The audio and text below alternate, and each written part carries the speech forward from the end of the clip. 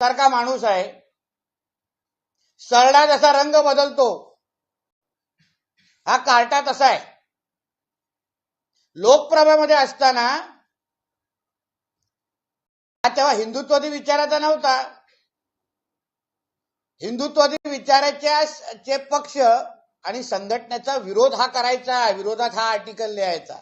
हा संजय राजाराम राऊत हा स्वतः समाजवादी विचाराचा होता. तेव्हा त्यांनी स्वतःनी तेव्हा सगळं हिंदुत्वाच्या विरोधात, हिंदू समाजाच्या विरोधात त्यांनी असंख्य आर्टिकल तेव्हा लिहिलेले होते. त्याला अगर तो विसरला असेल तर मी त्याला थोडे वाचून दाखवतो आर्टिकल एका प्रेसमध्ये. त्याच्याच शब्दामध्ये आहे, त्याचं नाव पण आहे खालती, संजय राऊत. कधी राजाराम लिहित नाही पण संजय राऊत नाव लिहितोय खालती. म्हणून भारतीय जनता पक्षाचा काय संबंध बेळगावशी हे विचारण्या अगोदर तू तेव्हा कोणाची चाटत होतास, कोणाच्या बाहेर खेपा मारत होतास, कोणाचं घर तोडत होतास, हे जरा महाराष्ट्राच्या जनतेला कळून दे ना, जरा दे माहिती. किंवा मी जी माहिती देतोय ती चुकीची आहे म्हणून सांग महाराष्ट्राला की हा नितेश राणे खोटं बोलतोय. किंवा तू बाळासाहेबांच्या बेळगावच्या आंदोलनामध्ये तू शिवसेनेमध्ये असण्याचं एक उदाहरण, एक मला उदाहरण, एक पुरावा संजय राजाराम राऊतनी मला दाखवावं. आता हिंदुत्वाची बाता करतो, आता भगव्याची बाता करतो. काल तिथे बेळगावला मोठ्या मोठ्या भाषणं केली मराठी माणसासाठी. मराठी माणसांवर अन्याय होऊन देणार नाही. मी परत परत सांगतो, बाकी सगळी मराठी माणसं विसर, सोडून दे, बेळगाव सोडून दे. परत परत आठवण करून देतो, पत्राचालच्या मराठी माणसाच्या बद्दल कधीतरी बोल, कधीतरी सांग काय होणार आहे, काय केलंस तू त्यांचं, त्यांनी तुझं काय घोडे मारलेले. ते बिचारे सामान्य घरात राहणारी मराठी माणसं तुझ्या मालकाच्या मुलासारखे हॉटेलमध्ये जाऊन 97,000 बिल करत नाहीत. ते लोक 97,000 किंवा पूर्ण त्यांच्या आयुष्याची कधी कधी जमापुंजी एवढी असते जेवढ्या तुझा मालकाचा मुलगा हॉटेलमध्ये जाऊन जेवतो. त्या गरीब मराठी माणसाचं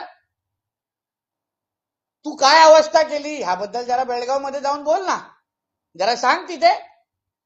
तुला मराठी माणसाबद्दल बोलण्याचा काही अधिकार नाही, हे मी परत परत सांगतोय.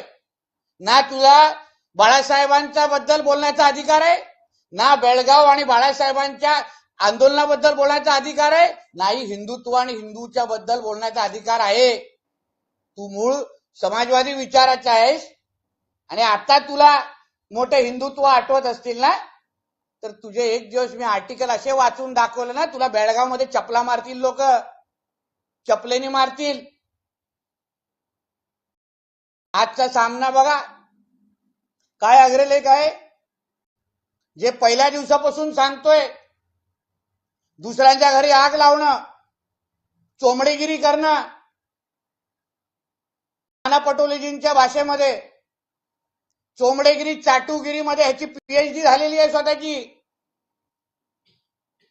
आजचा सामना परत एकदा, जसं मी वारंवार बोलतोय, राजसाहेब आणि उद्धव ठाकरे मध्ये पहिली आग लावली आणि आता आजचा अग्रलेख महाराष्ट्राच्या जनतेने व्यवस्थित वाचावं. नितेश राणे वारंवार काय बोलतोय याच्यावर शिक्कामोर्तब होऊन जाईल. सुप्रिया सुळे ताई आणि अजितदादांमध्ये आग लावण्याचं काम, पवार कुटुंबामध्ये आग लावण्याचं काम त्या अग्रलेख मध्ये परत केलेलं आहे. वाचा तो मुद्दामून. हा इथे तो केंद्रात गेला पाहिजे, हे राज्यात गेला पाहिजे, स्वप्न बघणं चुकीचं आहे, मग हे आहे मग त्या आहे. वारंवार मी तुम्हाला बोलतोय, पवार साहेबांना मी कळकळीची विनंती करतोय, सुप्रियाताईंना कळकळीची विनंती करतोय. अजितदादांना त्याचा रंग माहिती आहे म्हणून तर त्याला खडचवलेलं होतं तोंडावर, त्याची इज्जतच काढून टाकलेली. ह्याला घरी घेऊ नका, हा घरी घेण्याचा लायकीचा नाहीये. परत परत आग लावतोय. एक डोळा पवार कुटुंबावर आहे, दुसरा डोळा तेजस आणि आदित्य ठाकरेवर आहे याचा. म्हणून आजच्या अग्रलेखच्या माध्यमातून परत एकदा हा सिद्ध झालाय की हा कार्टा फक्त आग लावण्यामध्ये साठी महाराष्ट्राच्या राजकारणामध्ये शकुनी मामा म्हणून फिरतोय. मला ह्याला विचारायचंय, हा जो काय बेळगावला प्रचाराला जो गेलाय, त्या एका जवळच्या माणसाचं आमच्या भारतीय जनता पक्षाच्या एका बेळगाव परिसरातल्या विधानसभेच्या उमेदवाराला फोन आला.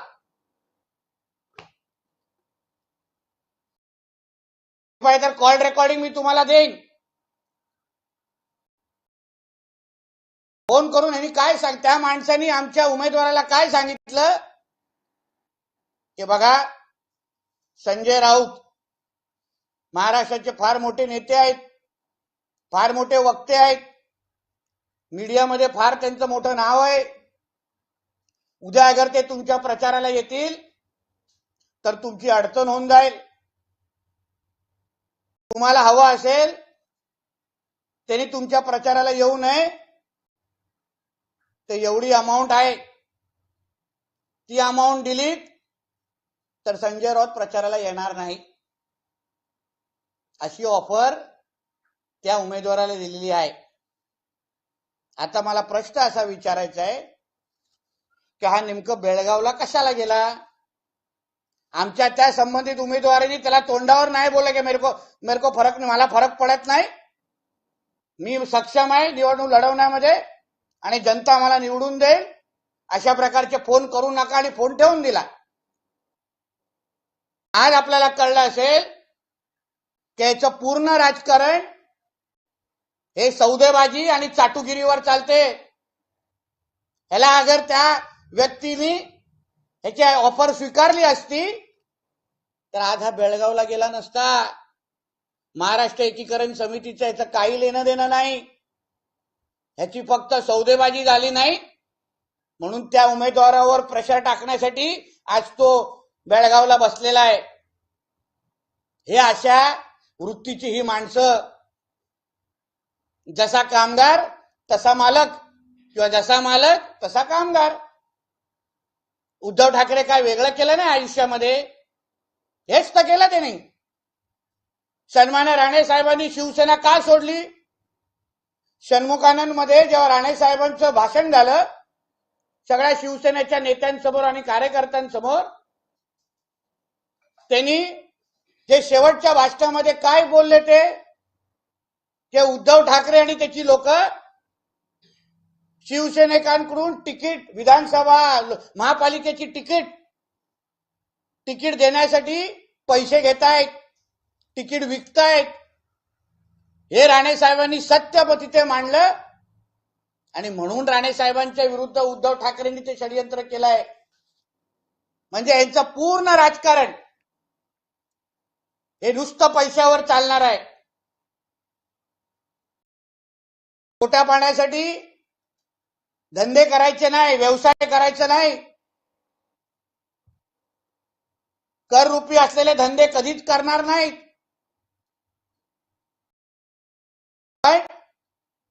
अशा पद्धतीची ब्लॅकमेलिंग करून, अशा पद्धतीची सौदेबाजी करून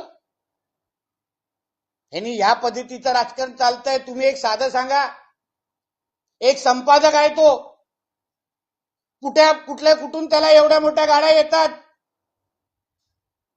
कुठून पैसे आणतो तो? साधा संपादक आहे ना, पगार किती त्याचा, गाड्या कितीचा फिरवतो, त्याच्या घरात लागलेल्या गाड्या बघा, त्याचे व्यवसाय बघा.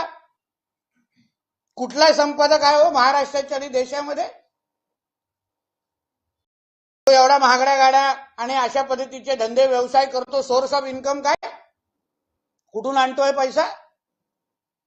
तर त्याचं उत्तर आहे त्या बेळगावातल्या आमच्या बीजेपीच्या उमेदवाराला आलेला कॉल. हे यांचे धंदे, ब्लॅकमेलिंगचे धंदे. उद्धव ठाकरे बोललो ना, जसा कामगार तसा मालक, मालक तसा कामगार, गुण एकच, म्हणून एक दुसऱ्याची जोडी जमते ती. अरे ती दोस्तानाची आहे का करण अर्जुनची आहे ते तुम्ही नंतर ठरवा. उद्धव ठाकरेंनी मुख्यमंत्री असताना बारसूच्या समर्थनात पत्र दिलं. पत्राची किंमत काय होती, कशाला समर्थन दिलं? माझ्या माहितीप्रमाणे त्या एका पत्राची, समर्थन देण्याची पत्राची किंमत होती 100 कोटी. ते तुम्ही समर्थन द्या, तुम्हाला एवढे एवढे देतो, प्रकल्प झाल्यावर एवढे एवढे मिळतील. आणि आता विरोध करण्यासाठी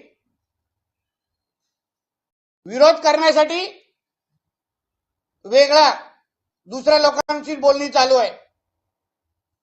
मला काही दिवसा अगोदर एका मोठ्या उद्योगपतीचा फोन आला. त्यांनी मला सांगितलं की नितेशजी, उद्धव ठाकरेंकडे एक रेट कार्ड आहे. मला कसला रेट कार्ड? म्हणजे मेनू कार्ड जे आपल्या हॉटेलमध्ये इडली वडा सांबार विंबार असं तसे. मला ना तसंच एक रेट कार्ड आहे. म्हणजे कुठलाही महाराष्ट्रामध्ये प्रकल्प आला लगेच रेट कार्ड जाहीर होतं की ह्या प्रकल्पाला विरोध करायचा असेल तर हे एवढे एवढे कोटी, उद्धव ठाकरेचं भाषण पाहिजे असेल, उद्धव ठाकरेची व्हिजिट पाहिजे असेल तर हे एवढे एवढे कोटी, उद्धव ठाकरे बरोबर आदित्य ठाकरे पण पाहिजे असेल तर हे एवढे एवढे कोटी, उद्धव ठाकरे बरोबर एवढे, म्हणजे संख्या लिहिलेल्या आहेत, 5,000 सैनिक पाहिजे ते एवढे कोटी, 10,000 सैनिक पाहिजे ते एवढे कोटी, असं रेट कार्ड आहे बोलतो तो. म्हणजे विचार करा, महाराष्ट्राच्या विकासाच्या विरुद्ध हे लोक धंदे करायला निघालेले आहेत. आता पण बारसूसाठी रेट कार्ड मधला कुठला आकडा फायनल झालाय? 250 कोटीचा ऍडव्हान्स मिळालाय की 500 कोटीचा ऍडव्हान्स मिळालाय? हे सांगा उद्धव ठाकरेंनी इथे आल्यावर 6 तारखेला. आम्हालाही कळून दे की रेट कार्ड मधले काय निश्चित झालंय. विचार करा, महाराष्ट्राचे प्रकल्प असाच मी ऐकलं सीवडला झालेलं होतं, असाच चिपीला झालेलं होतं. मी तुम्हाला 10 ते 12 प्रकल्प बोलू शकतो जिथे तुम्हाला उद्योगपती सांगत होता ते रेट कार्ड प्रमाणे त्याच्या माणसं रेट ठरवतात. उद्धव जी चाहिए इतना, आदित्य चाहिए इतना, उद्धव आदित्य एक साथ चाहिए तो इतना, लोकल एमपी चाहिए तो इतना, हे सगळं रेट कार्डवर ठरलेलं आहे. बघा हे किती महाराष्ट्राच्या विरुद्ध काम करणारे हे सगळे, महाराष्ट्राच्या विकासाच्या विरुद्ध चालणारे हे सगळे लोक आहेत. ही माहिती खोटी असेल तर उद्धवजींनी स्पष्टीकरण द्यावं. सन्मान्य राणे साहेबांनी विधिमंडळाचा, बाहेर नाही, विधिमंडळात सांगितलं होतं की यांनी जैतापूरसाठी 500 कोटी घेतलेले. कधीच नाही, कधी बोलला नाही मिळाले. खोटं बोलतायत राणे साहेब, नाही बोलले आतापर्यंत. त्या दिवशी तो नालायक बोलला, हा 250 आम्हाला मिळाले, 250 त्यांनी घेतले, 250 आम्हाला मिळाले, आम्ही लाट मारले. अरे बेशर्मा, तू अप्रत्यक्ष पद्धती हो बोलतोय की झालेली डील, अशी ऑफर आलेली, म्हणून हा खराच असा काय रेट कार्ड आहे का? हे उद्धव ठाकरेंनी स्पष्ट, उद्धव ठाकरे किंवा त्याच्या त्या कर्मचाऱ्यांनी स्पष्ट करावं. सन्मान्य शरद पवार साहेबांच्या पुस्तकामध्ये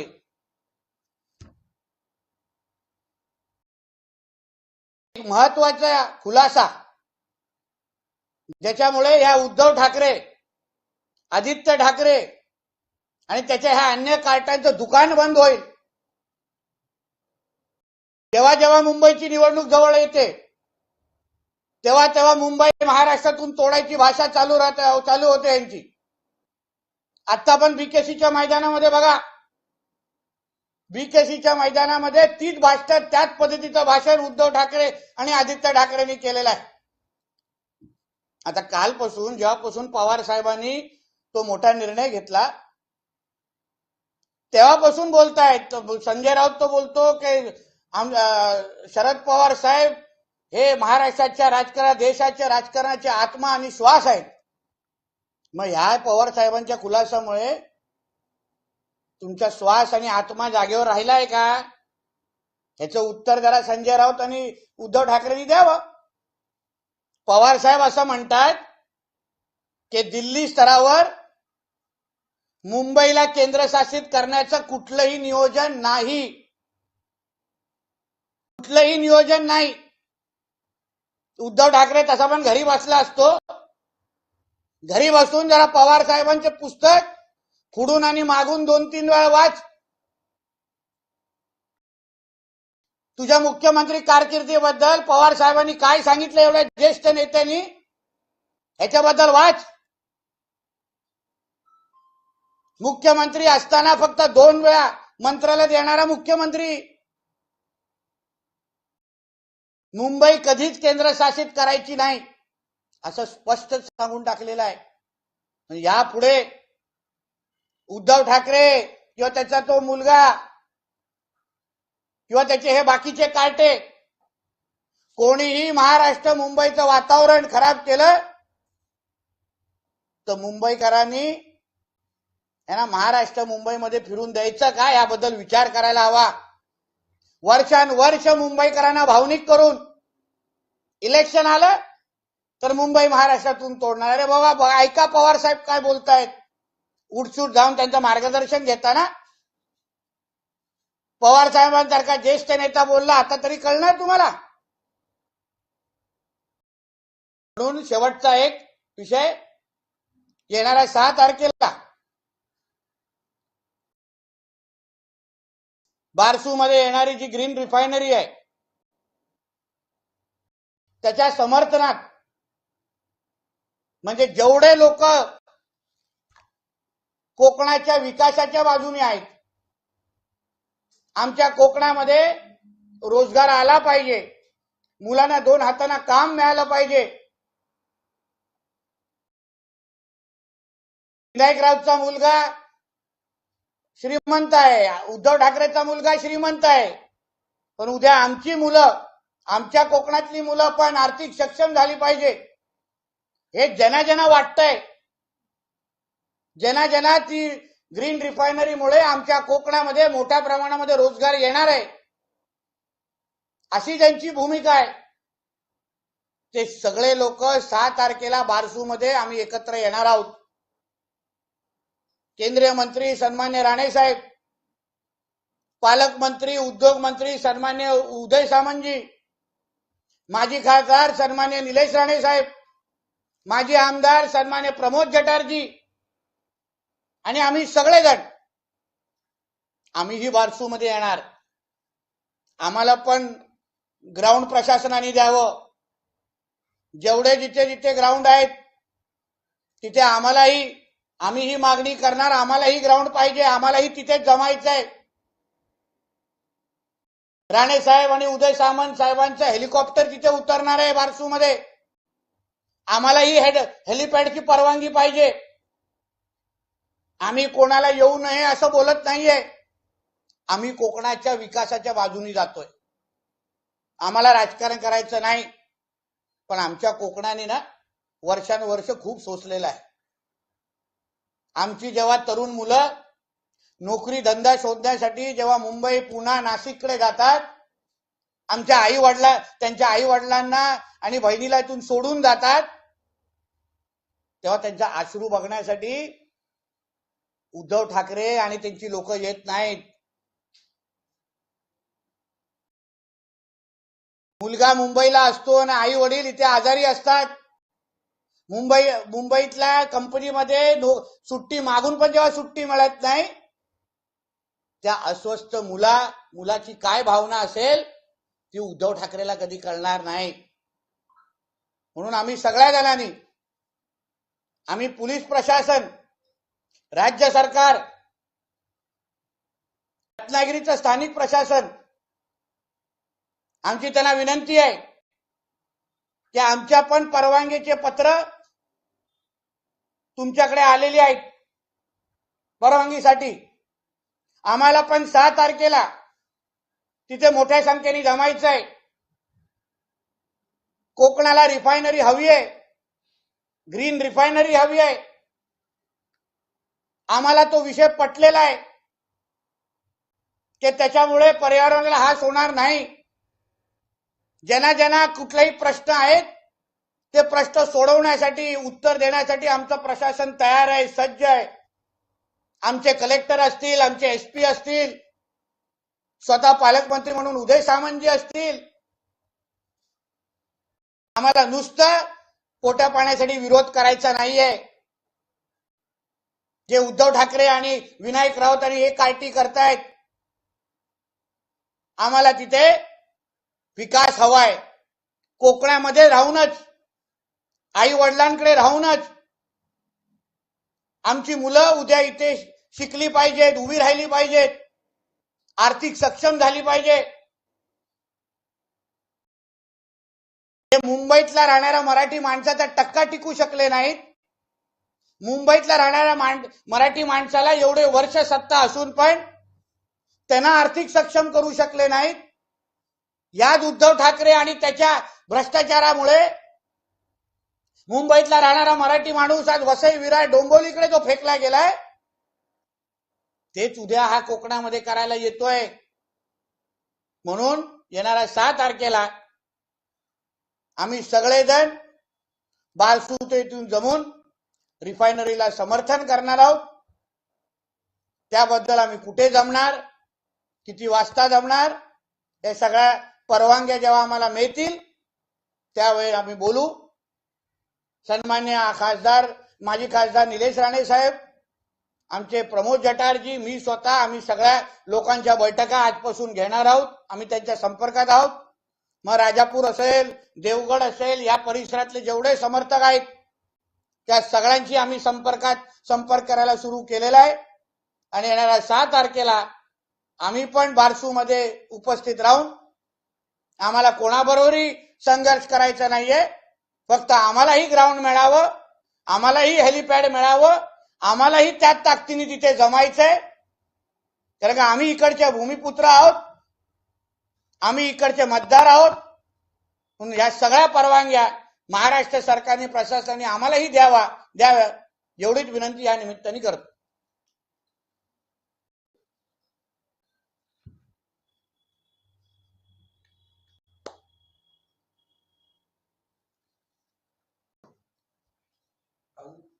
संजय राऊत यांनी भाजप चोर आहे आणि असं वक्तव्य केलं. एक लक्षात घ्या, संजय राऊत मराठी माणसाचे पैसे चोरून, पत्राचाल मधल्या मराठी माणसाचे पैसे चोरून, चोरट्या म्हणून बेलवर तो बाहेर आहे. त्याच्यावर केस भ्रष्टाचाराची आहे, चोरीची आहे. त्यांनी आणि त्या पाटकर, त्याच्या पार्टनरनी पत्राचाल मधल्या मराठी माणसाचे पैसे चोरले. तो सर्वात मोठा महाचोर, ज्याचं आयुष्य चोरीवर आज उभा आहे, त्यांनी दुसऱ्यांवर हे आरोप करू नये. स्वतःचं पहिलं चरित्र बघ. तुझ्यावर किती लोक थुकतायत. तुझे महाविकास आघाडीचे लोक तुझ्यावर रोज थुकतायत. मग कधी नाना पटोले, कधी अजितदादा पवार, कधी पवार साहेब स्वतः थुकून पूर्ण घाणेरडा झालेला आहे. ते पहिलं पूस, शेंबूड पूस आणि मग आमच्याबद्दल बोल.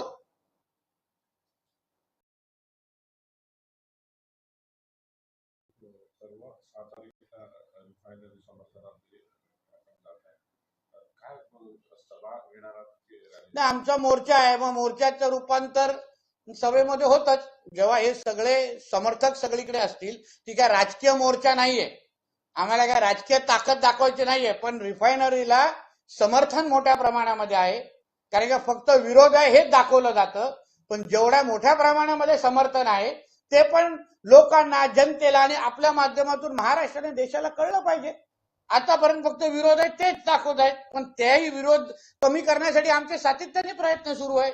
स्वतः उदय सामंत साहेब रोज बैठका घेत आहेत. त्या दिवशी खासदार विनायक राऊतांबरोबर पण बसले. त्यानंतर मी ऐकलं खासदार विनायक राऊतांचा सूर बदलला.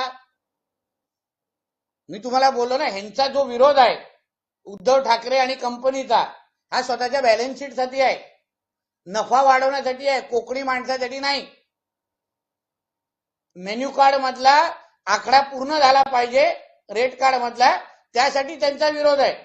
पण आमचा कोकणामध्ये आमच्या नोकऱ्या रोजगार उपलब्ध झाल्या पाहिजे, आमच्या इथे प्रकल्प आले पाहिजेत. आज सीवण नसल्यामुळे आज आम्ही भोगतोय. त्या वैभव नाईक आणि त्या उद्धव ठाकरेला कळणार नाही, कारण ते स्वतः कॉन्ट्रॅक्टर आणि आदित्य ठाकरेला कमवून दिलेला आहे. पण त्या शिवण ना आल्यामुळे आज आमच्या सिंधुदुर्गाचं किती मोठं नुकसान झालंय ना, हे कधीतरी उद्धव ठाकरेंनी येऊन पाहावं. काल निलेश राणेंनी पत्रकार परिषद घेतली, त्याच्यात असं म्हटलंय की बारसूमध्ये बाहेरची लोक जी येत आहेत ती जिलेटिनच्या टिक्स घेऊन गोळा करण्याचं तिथे काम करतात आणि काहीतरी अघटित तिथे घडवण्याचं षडयंत्र आहे, असं त्यांनी एक आरोप केलाय. निलेश राणे साहेब स्वतः त्या भागाचे नेतृत्व केलेलं आहे, म्हणजे ते खासदार म्हणून 5 वर्ष होते. त्यांना तिकडच्या टाचणीची माहिती आहे, काय ते नेमकं तिथे चालतं, कोण काय कसं बसतं, त्यांचे पूर्ण कार्यकर्त्यांचं मोठं जाळ आहे. आणि सातत्याने SP असतील, कलेक्टर असतील आणि सगळ्या सामान्य लोकांच्या संपर्कात असलेले ते आमचे नेते आहेत. म्हणून त्यांनी अगर माहिती तशी दिली असतील तर प्रशासनाने गांभीर्याने घ्यावं. आणि मला वाटतं तुम्ही ती प्रेस बघितली आहे, ते स्वतः फडणवीस साहेबांची, गृहमंत्री साहेबांची ते विषय बोलणार आहेत. मला विश्वास आहे त्याबद्दलची दखल घेतली जाईल. भाजप 6 तारीखला जाते आणि अशा वेळी उद्धव ठाकरे पण येतात, अशा वेळी संघर्ष अटळ. परत तुम्हाला सांगतो, तुमच्या मीडियाची हेडलाईन बदला, तुमची TRP आणि व्ह्यूअर्स बदलण्यासाठी माझं वाक्य चेंज करू नका. मी समर्थनाचा मोर्चा बोललेलो आहे, मी भारतीय जनता पक्षाचा मोर्चा बोललेलो आहे का? मग उद्या आम्ही आमच्या पक्षाच्या वतीने तुम्हाला कोर्टाची नोटीस पाठवू. मैत्री खराब करू नका. आत्ता 5 मिनिटं बोलण्याच्या 5 मिनिटं अगोदर मी काय बोललो? राजकीय मोर्चा नाहीये, समर्थकांचा मोर्चा आहे.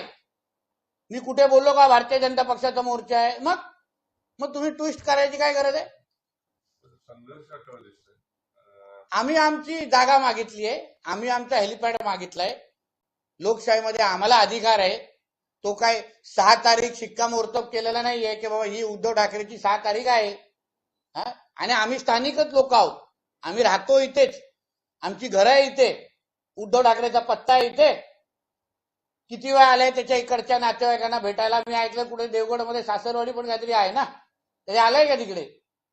मग म्हणून आम्ही इथले स्थानिकच लोक आहोत, म्हणून आम्ही आमच्या लोकांसाठी तिथे मोर्चा काढतो, म्हणजे मोर्चा काढतो समर्थनासाठी. आणि तो काय राजकीय मोर्चा नाहीये. कायदा आणि सुव्यवस्था राखण्यासाठी प्रशासनाने जर तुम्हाला परवानगी नाकारली तर तुमचा स्टँड काय? तो प्रशासनाचा विषय आहे ना, आम्ही ऍप्लिकेशन करणार, तरी सुद्धा तुम्ही आम्ही ऍप्लिकेशन करणार. ते जर आणि तरचा विषय. अजूनपर्यंत आज आपण मला वाटतं 4 तारखेवर आहोत. उद्या आज आमचे 12 साडेबारा पर्यंत निलेश साहेबांच्या कोऑर्डिनेशन मध्ये ते समर्थकांचे सगळे म्हणजे ऍप्लिकेशन जाणार प्रशासनाने. कलेक्टरकडे जाईल, तहसीलदारकडे जाईल, पोलिसांच्या प्रशासनाचा 2 निर्णय येईल, सरकारचा 2 निर्णय येतील, आम्ही पाहतो. त्यानंतर भूमिका ठरवलेली आहे. नक्की.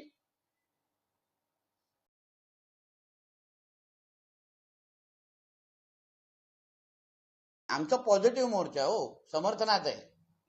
आम्ही कोई नकारात्मक गोष्टी करतोय का?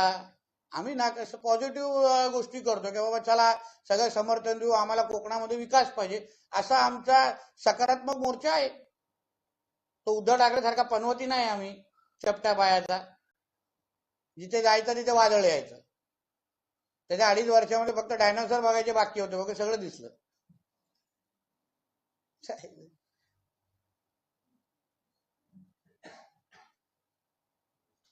भाजप ईव्हीएमच्या जोरावरच विजयी होतं. कसल्या ईव्हीएम मशीनच्या जोरावर, असं काल संजय राऊत आहे ना. म्हणजे जिथे जिथे आमचा पराभव झाला तिथे मग काँग्रेस आणि त्या प्रादेशिक पक्ष कोणाच्या जोरावर जिंकतात? सांगा ना मला. याचं उत्तर पण त्या नालायकांनी दिलं पाहिजे. तुझ्या बाजूने अगर बटन दाबलं गेलं नाही तर मग ईव्हीएम चुकीचं, तुमच्या बाजूने अगर बटन दाबलं गेलं. तसं पण मला विचारायचंय, हा कोणाचा आहे नेमकं? कारण का काल काँग्रेसवाल्यांनी पण त्याला म्हणजे चाटू चोमड्या काय काय, म्हणजे काहीतरी त्या माणसाची इज्जत ठेवावी. तू म्हणजे बोलतो ना जिवंत इकडे तिकडे फिरणारा नागणा माणूस आहे तो.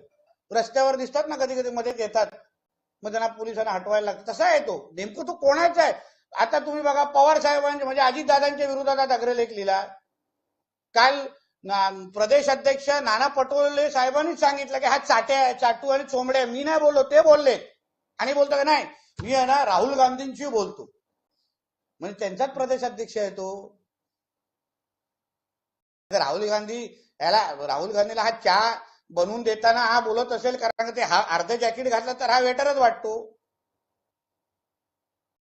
मग इराणीमध्ये असतात ना ते हा काळं जॅकेट घालून. त्यांनी आपल्या लायकीत राहावं. तो जे हिंदी चित्रपटाचा तो डायलॉग ना चड्डीत राहावं आणि तेवढंच बोलावं. तुम्ही 1 तारीखची वज्रमुठ सभा ही शेवटची सभा असेल असं भाकीत केलं होतं आणि तसंच काल नाना पटोलेंनी घोषित केलं की वज्रमुठ सभा आता भविष्यात होणार नाही. असं आहे की आमचे पण काही चांगले मित्र आहेत, अदृश्य मित्र आहेत महाविकास आघाडीमध्ये, जे आम्हाला कधी कधी खरी माहिती देतात. जसं पहिल्या दिवसापासून आपण बोलतोय की महाविकास आघाडीला याला काही अर्थ नाही. काल तुम्ही त्यांची उत्तरं बघा, कोण बोलतो उन्हाळ्यामुळे, कोण बोलतो पावसाळ्यामुळे. बरं झालं कोण बोलत नाही ते बर्फ पडणार म्हणून, लंडन अमेरिकेसारखा. तेवढंच राहिलेलं बघण्यासारखं म्हणजे ऐकण्याचं. म्हणजे वज्रमुठ ही पहिल्या दिवसापासून बोलतोय उद्धव ठाकरे सारख्या माणसाबरोबर कोणीही राहणार नाही. अहो त्याचा सक्का भाऊ त्याच्याबरोबर राहायला तयार नाही, बाकी दुनिया सोडा. जो उद्धव ठाकरेला ओळखेल तो त्याच्यावर राहणार नाही. कोर्टमध्ये केस चालू आहे सख्या भावाची, सख्या भाऊ तरी त्याचा झाला का? मग तो महाराष्ट्राचा काय होणार? म्हणून उद्धव ठाकरे कोण वज्रमुठ करणार?